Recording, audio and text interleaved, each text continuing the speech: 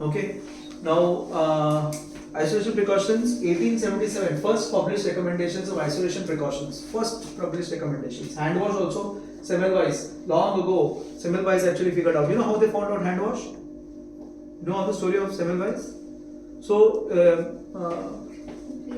labor, yeah, in a labor room. So, what happened in the labor room when they found number of ladies dying because of puerperal sepsis.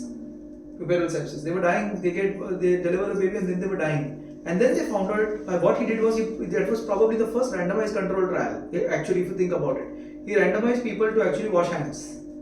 And those patients who wash hands, their patients didn't develop puerperal sepsis. Hand wash, it was not even chlorhexidine hand wash, just normal hand wash, soap and water, detergent, soap and water. You understand? And they did well. So aseptic techniques were used to combat a number of diseases. 1910, isolation practices are altered by the introduction of the cubicle system of isolation. In 1910, ICUs started getting cubicalized. They put cubicles, 1910. And they replaced infectious disease hospitals multiple bed wards. That means multiple bed wards were changed to cubicalized wards. And barrier nursing was introduced. Barrier nursing. When you say barrier nursing means no touch, keep away, keep close, precautions you take, that's called barrier nursing. Hospital personnel started wearing gowns between patients. That is what barrier nursing is all about. Hospital personnel wear gowns between patients. Hand washing between patients with antiseptic solutions after every patient contact, and disinfection of objects contaminated by patients. Right? In 1950s, infectious disease hospitals began to shut down except for TB sanitarium. TB hospitals also began to shut down. 1970 Center of Disease Control Manual on Isolation Techniques. Initially, all these infections were sent to one hospital. They were actually herded in one place. That started stopping because we started understanding you can isolate and do stuff. Okay, so there are various kind of isolation precautions. You have strict isolation, respiratory isolation, protective isolation, enteric isolation, wound and skin precautions, discharge precautions, and blood precautions. Okay. Okay. And then there are universal precautions. When I say universal precautions, it's basically for HIV, HBV, and blood-borne pathogens. Okay. So let's go to all of these precautions. Okay. Major isolation categories that we have is airborne isolation. When I say airborne isolation, is what we have with COVID.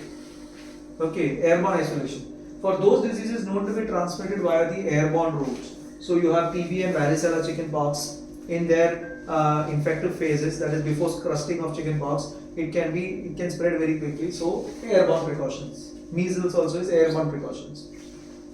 Droplet precautions. For those diseases known to be transmitted via respiratory droplets. So if you have a patient who you have just intubated meningitis, it is important to take precautions yourself because that is actually droplet precautions. Okay, because you also start on medicines in yourself also. Pertussis and influenza, droplet precautions. Alright, contact for those diseases known to be transmitted by direct contact, for example a VRE or an MRSA. So what are the questions you ask? Is the pathogen normal flora? This is what you ask. Is the pathogen a secretion body substance such as a respiratory secretion or stool?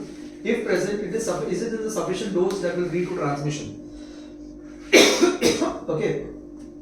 What is the period of communicability? When you actually look at isolation, what is the period? What is the time? For example, in chickenpox, till it crusts. After crusting, there is nothing.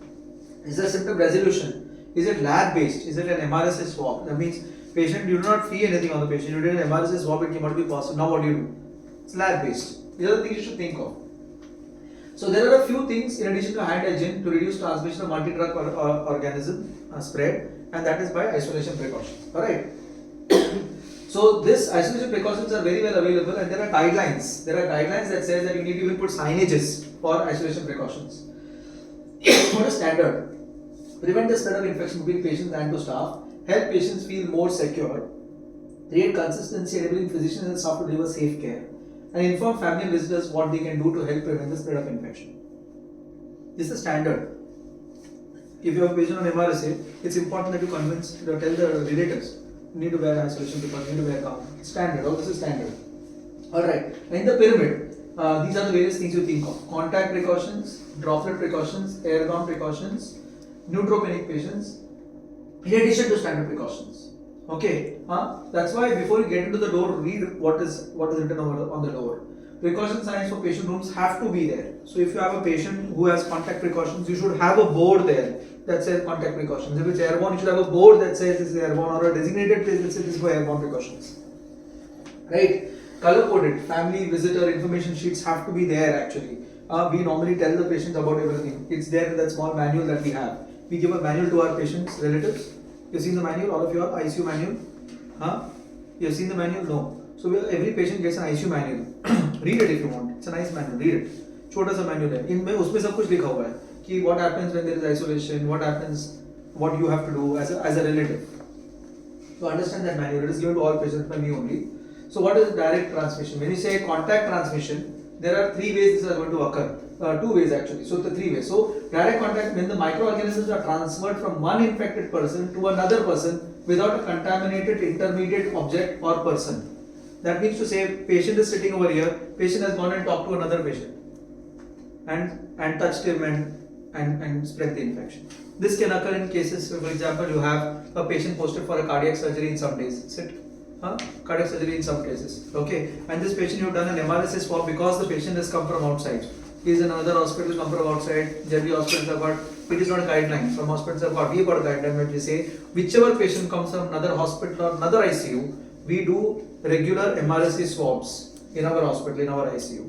Alright, so we will, if that protocol is there and this patient has come from another hospital, was actually mobile, the MRSA swab came positive, by that time he's moved about, went and talked to other patients' relatives, sat with them, that's how it spreads. That's direct spread.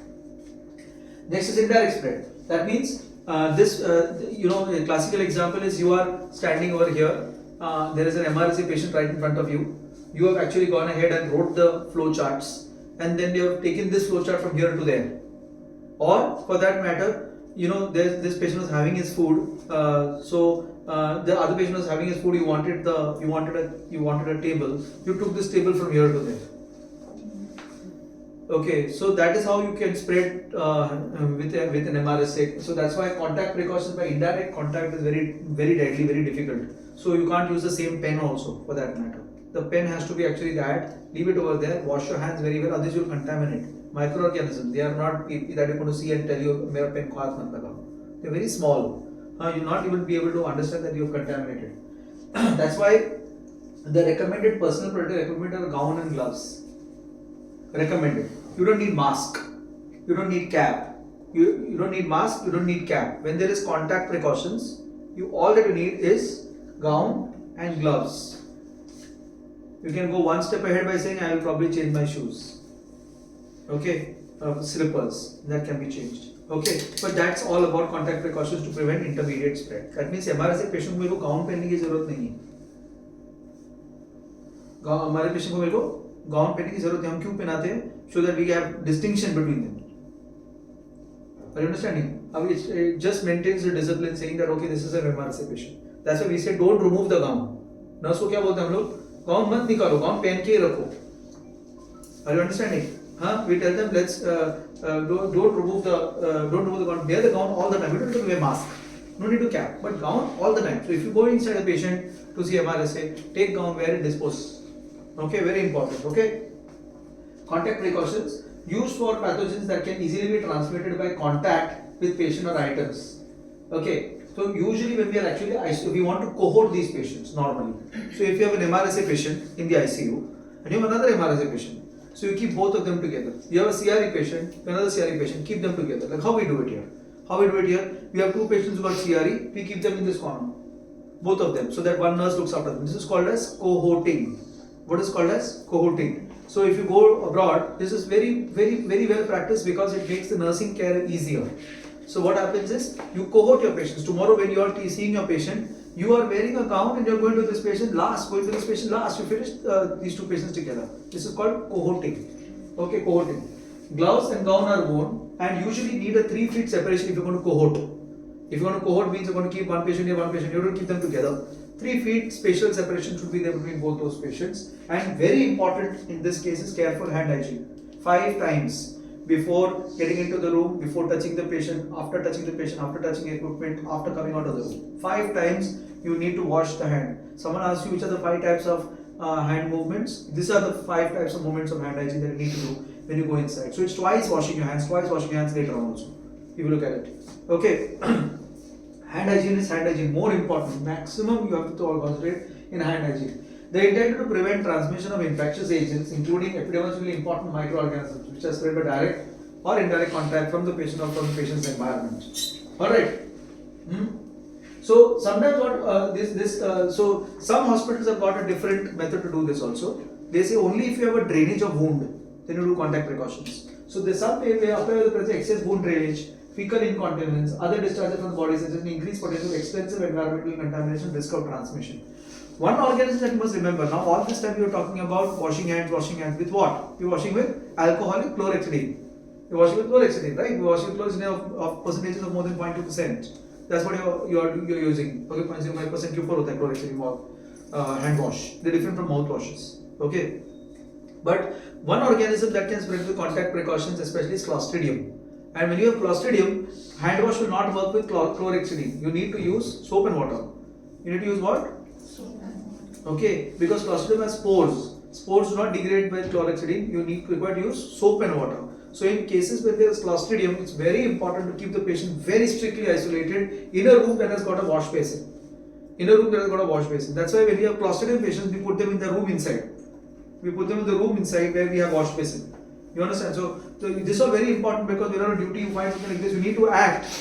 When you have MRSA patients, very odd to come and see a patient and MRSA other patients. It's very odd. You cannot have something like that. As doctors present on duty, immediately you should be able to take that decision, move the patient away, contact precautions to start. It's very, very essential. Okay. Clear on this, and nothing can be more emphasized than hand hygiene. Soap and water when you have chlorhexidine, and otherwise we have chlorhexidine. Okay, with the Clostridium it is soap and water, otherwise it's that. So it's important. It's easier to put the patient in a private room. It's very easy to keep the patient in a private room actually. Patients have to be physically separate for more than 3 feet. There has to be a privacy curtain between two patients to prevent opportunities of direct contact. And change protective attire and perform hand hygiene between contacted patients in the same room, regardless of whether one or both patients are on contact precautions. Okay. Wear gloves whenever touching intact skin or surfaces. Anytime you touch a central line, please wear gloves. Do not touch central lines otherwise also without gloves. Medical equipment, bed rails, disposals. This is the 5 movements that we talk about. So when you wash your hands, you are also wearing You are also wearing gloves. It's not just washing hands and going inside. You are washing hands, again wearing gloves, again touching the patient, then disposing gloves, again washing hands. Everything is happening. You understand? Gown, you don gown before you enter into the room, and remove the gown, dispose the gown before leaving the environment. Okay, so you don't come out with the gown. So if any relative comes out with the gown, you say, no, please inside. Take the gown, dispose it there, then come out. Okay. After gown, will ensure that clothing and skin do not contact potentially contaminated environmental surfaces that could result potential transfer of the microorganisms. Okay. Limit transport. So if you have a patient in MRSA, limit transport. Don't move from bed to bed, this bed to that bed. Don't do that. It is not right. Don't do that. Okay. If he needs a CT scan essential, then only move. Move it when there is no one around. Limit the transfer in such a way that that other patients don't get infected. So tomorrow, if you are moving a patient from here to the CT scan is MRSA, you have to tell the CT scanner that this is an MRSA patient. So accordingly, they will put green sheet on that CT scan. They will ensure that they remove. If you don't tell them what they can do, they will not know. So that you have to tell them before, and you have to tell them that later on decleaning करने के बाद next patient low. Okay, others will create an epidemic. Okay, don't clean PP to handle the patient at the transport destination. It's very important. So once you go from here to there, okay, it is easy. It is much more safer to remove now your clothes, wear a new one in that particular room, because otherwise you contaminate that room. So take 2 gowns and you go from here. One that you are wearing. When you go there, dispose that one, wear a new one. Okay, that's how you would do a transport of a patient or contact precautions. And always notify the receiving department. Let them know what's coming through. It's important to use disposable, non-critical patient care equipment, like for example, blood pressure cuff. Actually, disposable is what's required. If you want to use it, don't change the cuffs. If there is a cuff for a patient, don't move from here to here. Don't use a manual blood pressure meter. If you want to use it, you have to clean the whole thing with chlorhexidine again. You understand? So if you want to do a manual blood pressure or a monitoring of oscillatory method or auscultatory method, ensure that never leaves the cubicle. That's why we have to. If there is a patient of MRSA, we let that manual or that auscultatory method blood pressure to remain over there. Are you understanding? We let it remain over there. If common use of equipment for multiple patients are unavoidable, clean and disinfect such equipment before every use. So you disinfect every equipment before any use. Okay. Ensure that rooms of patients on contact precautions are prioritized for frequent cleaning and disinfection. So when you have patients on contact precautions, the cleaning has to be more. That's what Suvarna sister does. That's what sister does. She makes the cleaning increase. If the cleaning is only once, makes the cleaning 4 times, 5 times. Where separate stuff are used for equipment for these particular patients. That's why if you see that room has got a separate mopping and separate everything has got separate over there. Okay. Discontinue contact precautions after signs and symptoms of the infection have resolved or according to pathogen specific recommendations. So we don't have these recommendations very clear. Okay, so what we normally do is if you have MRSA, we wait for 10 to 14 days, and if 10 to 14 days everything is settled down, everything is okay, we take isolation precautions. That's what we are doing. Okay, around 10 days. Okay, so this are the pathogens that we have to do contact precautions are medicine resistant Staphylococcus aureus, vancomycin resistant Enterococcus, Clostridium difficile, and MDR gram-negative rods like Burkholderia cepaceae, Pseudomonas aeruginosa, Acinetobacter, and also ESBLs. These specific ones are specifically when they are having wounds that are actually discharging. When there are wounds, of course, we are doing it for all our patients who have got CREs. We are doing it for all, when I say CREs, we are doing CREs also. So we are doing CREs. For all our CREs, we are doing contact precautions because we just see in the last couple of years that it has helped. Okay. So why am I telling you this? Because many times ऐसा बोलेंगे कि भाई there is no discharging wound, why are you doing CRE? We have seen it as help, that's why we are using it. Okay, we have modified according to what we have seen. So common conditions for MRSA are wound swab culture that are positive, tissue culture that is formed if there is oozing, urine culture if patient is characterized as incontinent, ET tube culture if the patient has ET tube tracheostomy with excessive secretions, blood if the patient has central artery which is frequently handled, scabies, wounds or abscesses with uncontained drainage. Okay, some enteric conditions that you will require to isolate is hepatitis A, typhoid patients with diarrhea, enteroviral infections in infants and small children, acute diarrhea with unknown etiology.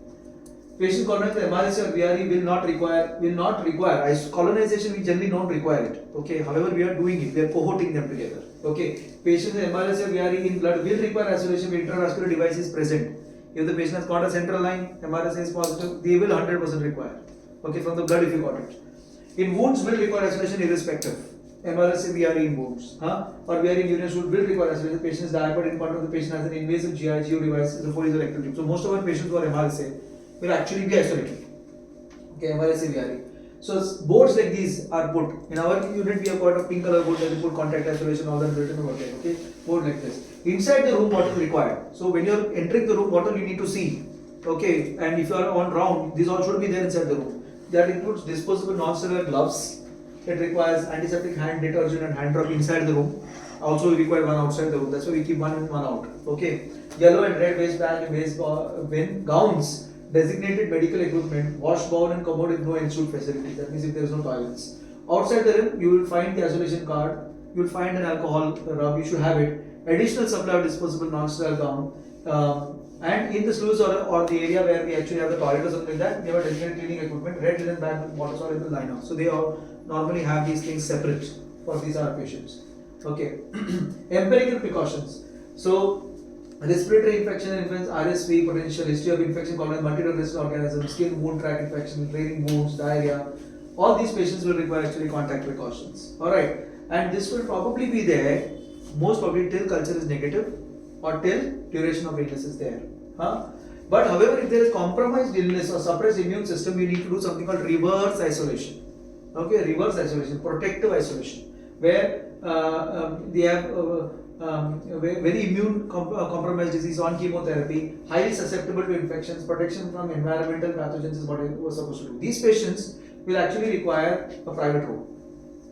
So if you have any of these chemotherapy patients, please don't keep it with other patients, keep them in a private room. Okay, gown, mask, gloves, if direct contact is there, if you go to examine, you need to wear gown also, mask also.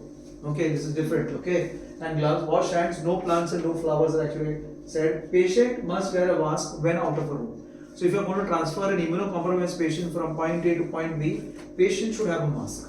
Okay, if you take into CT scan, take into MRI, patient should wear a mask. Okay.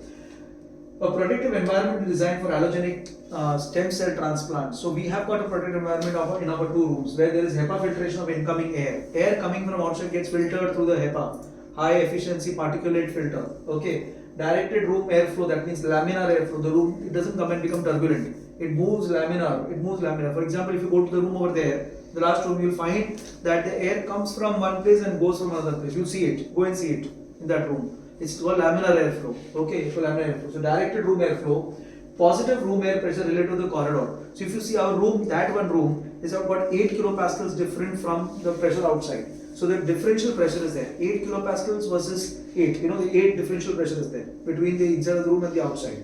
This means to say that if I want to open the door, air will go out, air will not come in. If I open the door like this is, if I open the door like this, and the door normally opens outwards. The door normally will open outwards. So when it opens outwards in those rooms, you will find that the air will go out, the air will not come in. That's what is positive pressure cubicle for protective isolation or reverse isolation. Clear? Positive pressure 8 kilopascals. Well sealed rooms, sealed walls to prevent flow of air from outside. So there are no flaps, there are no windows on those rooms. Then it will not be there. And if it is there, it will be well sealed. It will be well sealed windows. Are you understanding? You understood what is protective isolation? Positive pressure cubicle, you understood? Which patients will require, you understood? Chemotherapy, immunocompromised, hematopoietic stem cell, renal transplant, liver transplant. These patients will actually require a positive isolation, especially if their absolute neutrophil count is less than 1500. Okay, these patients require protective isolation, which is a positive pressure cubicle, differential pressure of 8 kilopascals. You have to ensure that 8 kilopascal differential pressure is there and there is direct airflow. HEPA filtration is an added benefit. Okay, ventilation should be more than 12 air changes. We have much more than that in that rooms. Should actually be 12 air changes. So a split AC cannot work. You cannot have a split AC. When air changes means the whole air is changing every hour. When I say air changes means whole air is changing. You're understanding what I'm saying?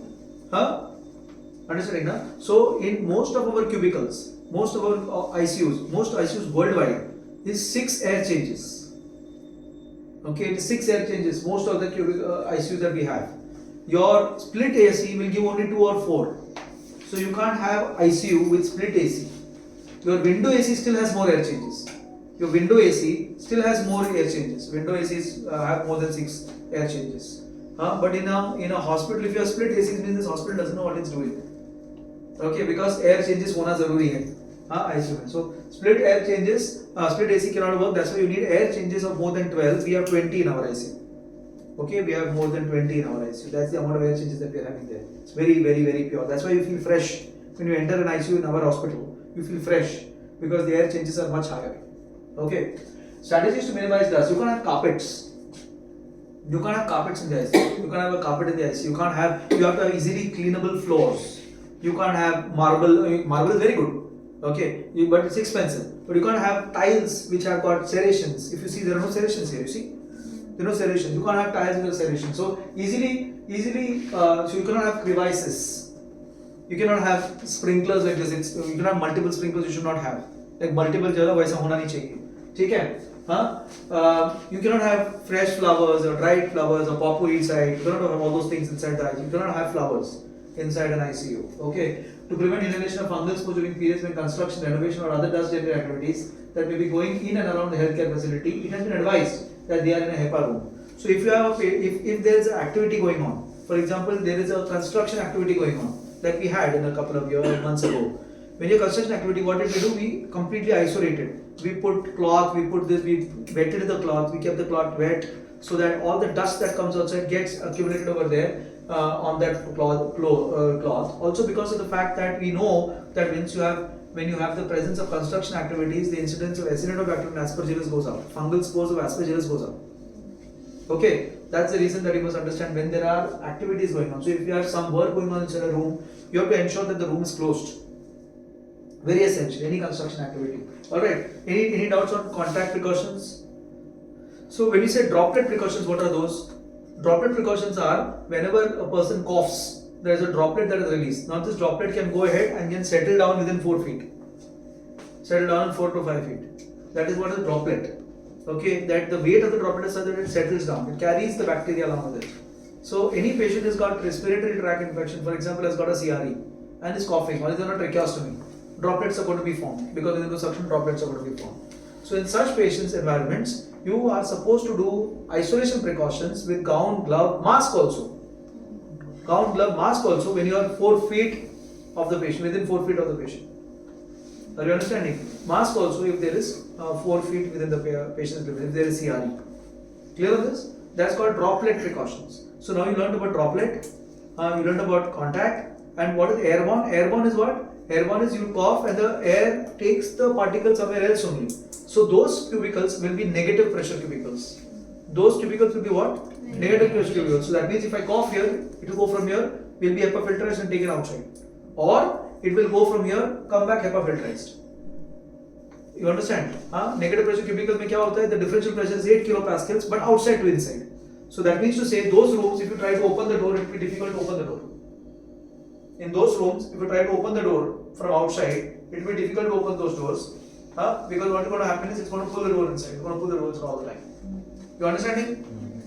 That is negative pressure. You can easily identify negative pressure cubicles. Most of our cubicles that are negative or positive have got dials outside. You can see that and figure out which are negative and which are positive. So next time you don't see, if you have not seen it, go and see it. So the negative pressure cubicle, it's got a dial on top. It's got a pressure differential. It will show you that. Okay. So when you have negative pressure cubicles, you have seen the dials? All of you have seen the dials? You've seen it. None of you have seen it otherwise. So please go and see it. It is there. There, the dials are there. You can see it. Okay. So in negative pressure cubicles, what we require is either when you cough, the airborne precautions, it will take up that air and take it outside. Or other option is it takes the air and then HEPA filterizes it to 99.97 percentage of the particles or less than 2 microns will actually move off. They will take it down and then that air will come inside fresh. HEPA filtrization.